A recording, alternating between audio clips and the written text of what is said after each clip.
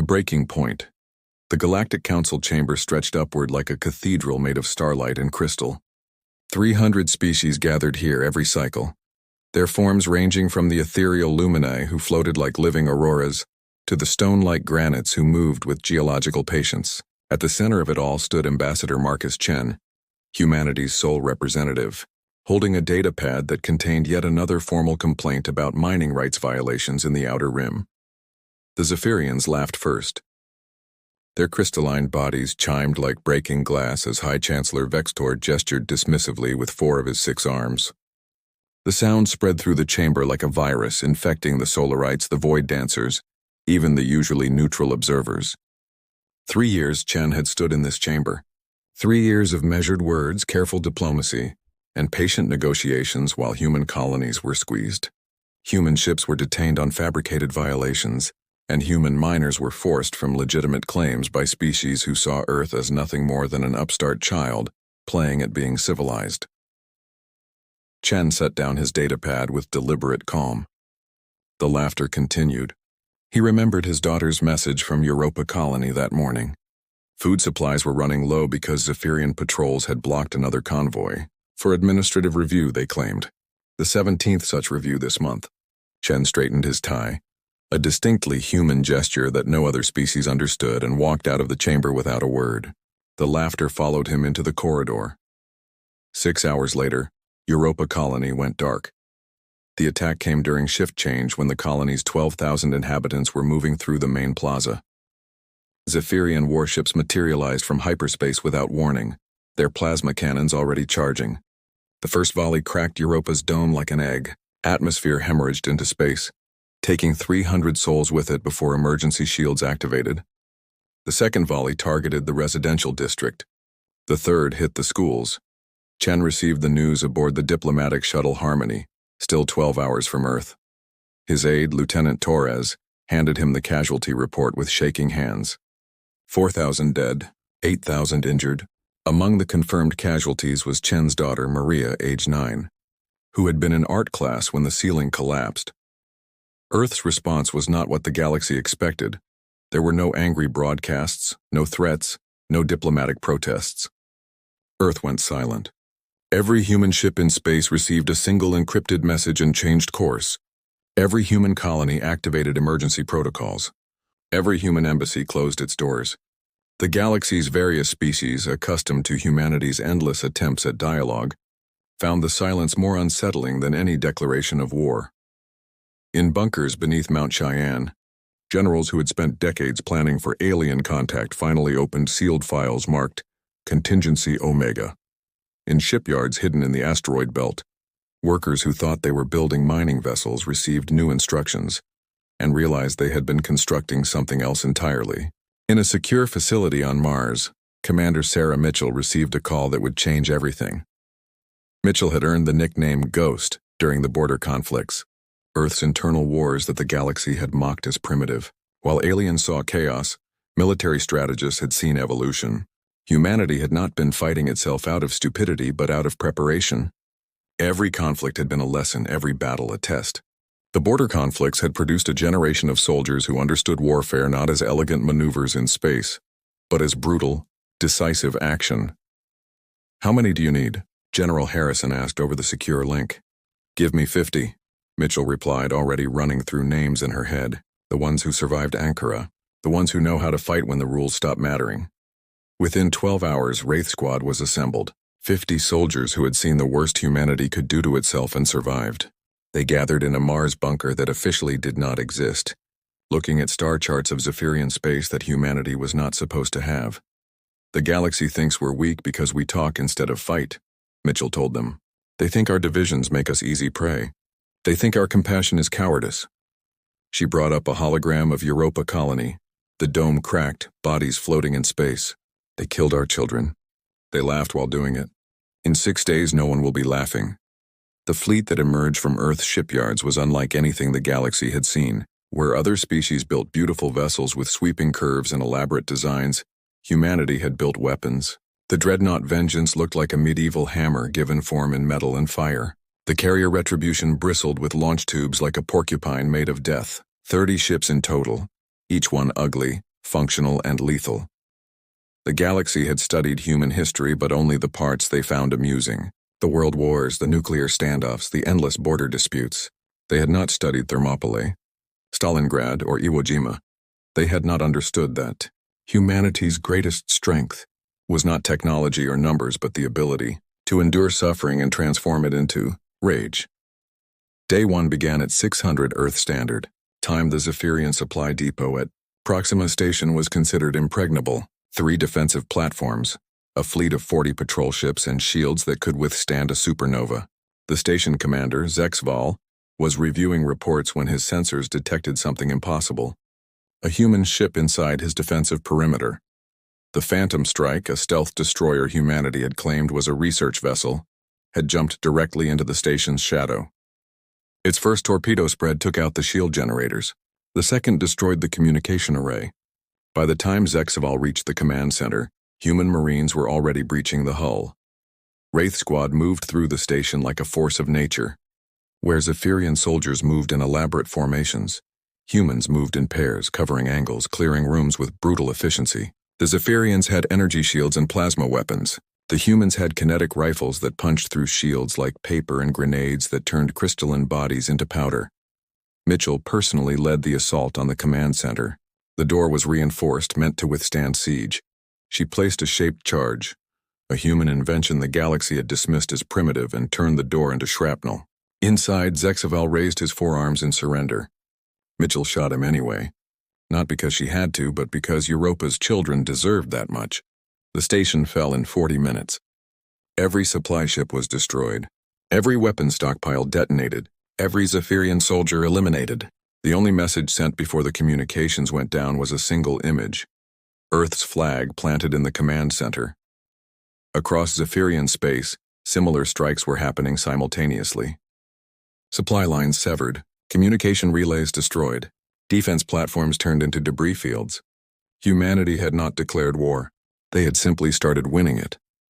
The Galactic Council convened an emergency session, but the human ambassador's seat remained empty.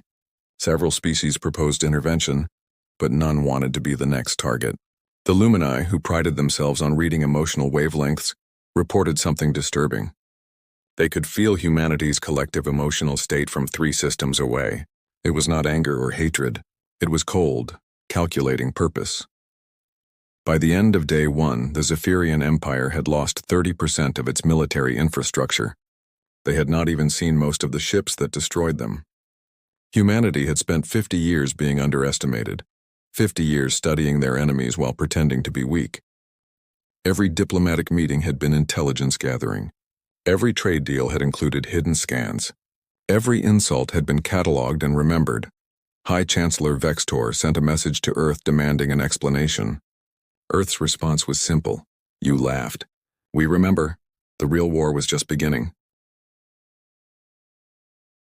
The reckoning Day 2 dawned with the Zephyrian fleet in chaos. Admiral Kixer had gathered his remaining ships around the fortress world of Zalara Prime, convinced that concentrated firepower would stop the human advance. He had studied human military history, their tendency toward frontal assaults and honorable combat. He positioned his 300 ships in a perfect defensive sphere, weapons powered, shields at maximum. The humans did not come from the front. Captain James Crawford of the Retribution had been a submarine commander before humanity reached the stars. He understood that space was not a battlefield but an ocean, and in an ocean the enemy could come from any direction. While Kixar watched the obvious approach vectors, 12 human ships performed a maneuver the Zephyrians thought impossible. They jumped through hyperspace in microbursts, appearing for seconds at random points around the defensive sphere, firing, and jumping again before the Zephyrians could target them.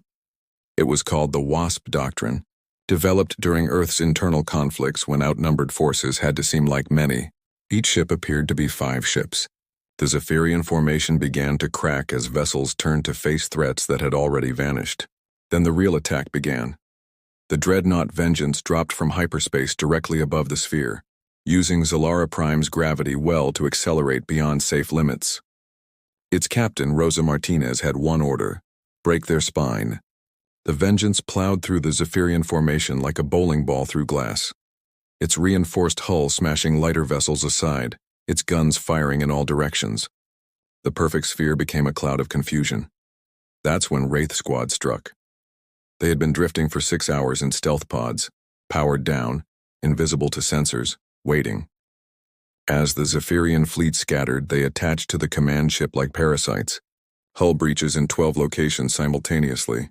No alarms because Mitchell's tech specialist had introduced a virus into their systems 3 months ago during a diplomatic exchange of cultural data.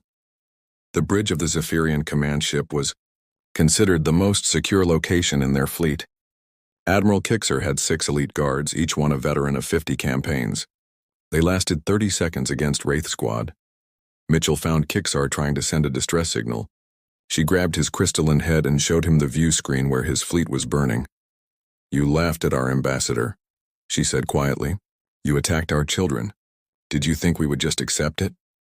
Kixar's response was lost as the command ship's reactor went critical. Wraith Squad was already gone, moving to their next target with mechanical precision. Day 3 saw the complete collapse of Zephyrian outer defenses. Their subject species, held in line through fear for centuries, began to rebel as they realized the Empire's weakness. The Malosi, enslaved for their agricultural worlds, destroyed Zephyrian garrisons with farming equipment modified into weapons. The Tathari, forced to mine rare elements, collapsed their tunnels with Zephyrian overseers still inside. Humanity did not need to destroy every Zephyrian ship. They just needed to destroy the myth of Zephyrian invincibility. Day 4 brought the battle for Kepler Station, the Zephyrian Empire's primary shipyard. Here finally was the grand battle Kixer had wanted. 500 Zephyrian ships against 30 human vessels. The odds seemed impossible until the humans revealed their true innovation. Every human ship was equipped with something called a neural link. Technology reverse-engineered from captured Zephyrian systems and improved with human intuition. Instead of individual ships with individual commanders, the human fleet moved as a single organism. When one ship detected a threat, all ships responded instantly. When one found a weakness, all exploited it simultaneously. The battle lasted 18 hours. When it ended, Kepler Station was a ring of debris around a dead star, and the Zephyrian fleet that had defended it was gone. The humans had lost 3 ships. The Zephyrians had lost everything. Day 5 arrived with human ships in orbit around the Zephyrian homeworld. The crystalline cities below gleamed in the light of their triple suns, beautiful and fragile. High Chancellor Vextor stood in his war room, watching the human fleet arrange itself in attack formation. His advisors begged him to surrender. His generals told him resistance was impossible. His own people were rioting in the streets demanding peace. Vextor had one option left: the Omega Protocol, a weapon so terrible that the Zephyrians had hidden its existence even from their allies. It would crack the planet's core, destroying the homeworld but taking the human fleet with it.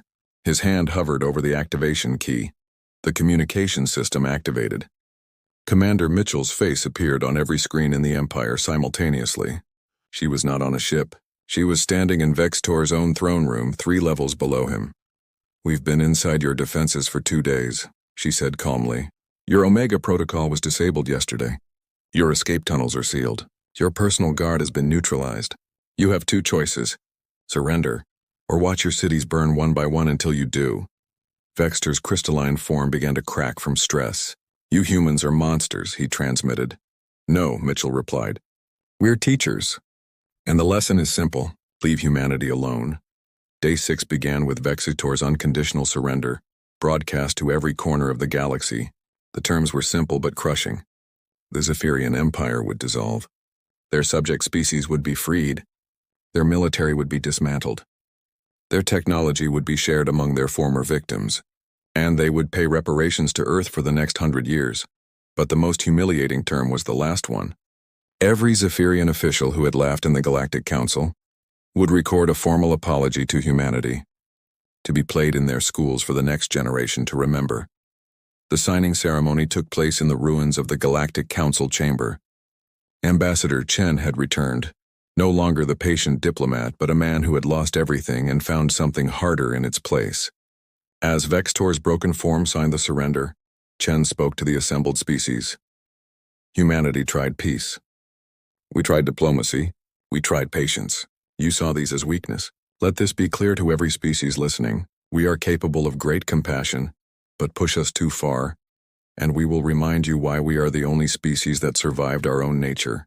We do not seek war, but if you bring it to us, we will end it. The aftermath changed everything. Species that had dismissed humanity now sought alliance treaties. The Galactic Council restructured itself, with Earth holding a permanent security position. The term human temper entered the galactic lexicon as a warning.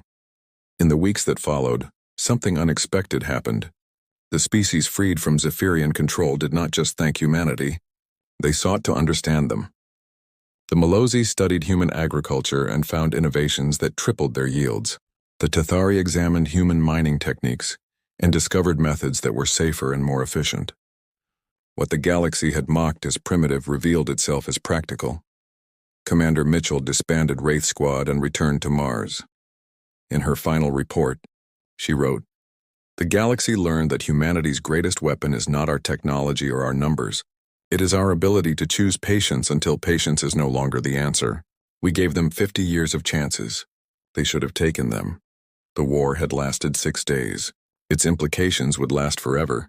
Humanity had not just won a military victory, they had shattered the galaxy's perception of power itself. Strength was not about having the biggest ships or the most advanced weapons.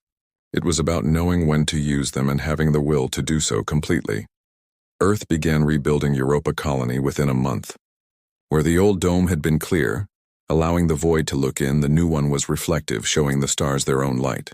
A memorial stood in the central plaza, not just for the 4,000 who died, but for the patience that died with them. The galaxy would never laugh at humanity again.